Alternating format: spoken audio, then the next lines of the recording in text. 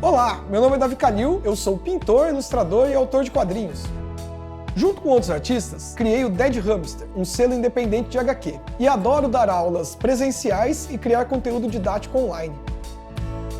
Eu vivi muito tempo em cidades grandes, mas hoje prefiro a paz e a tranquilidade do campo. No meu sítio, eu tenho foco, ideias e muitas cores ao meu redor. Uma das minhas especialidades é a pintura de retratos estilizados a guache. Sou apaixonado pelos seus efeitos, que misturam aspectos da tinta a óleo e da aquarela. Para mim, o ensino da pintura é como uma alfabetização visual. Assim como precisamos aprender que as letras formam sílabas, é necessário dominar o design das manchas para que você possa se expressar com clareza. E ter referências reais, como fotografias e esculturas, facilita muito para quem está começando.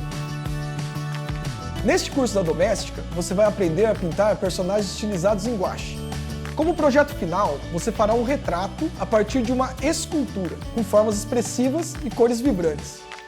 Primeiro, você vai conhecer os materiais que eu uso para pintar com guache. Depois, eu vou explicar o que é pareidolia e como isso pode dar mais vida às suas pinturas. Em seguida, veremos um pouco de teoria cromática e os valores tonais. E aí é a hora de escolher a sua escultura de referência.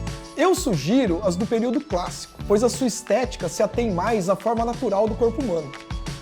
Depois, explicarei técnicas de estilização para deformar a silhueta em prol da expressividade. Com o esboço feito, vou detalhar bem o uso do guache, que mistura camadas opacas e transparentes harmonicamente.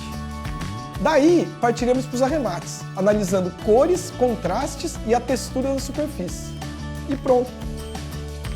Para complementar, darei dicas de como encontrar sua voz como autor, já que a arte também é uma narrativa.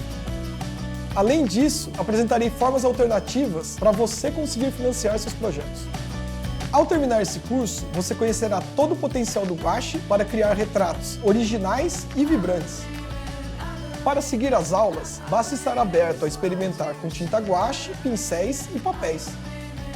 Pintar é sempre uma jornada de autoconhecimento. Descubra como pintar retratos que vão além da técnica.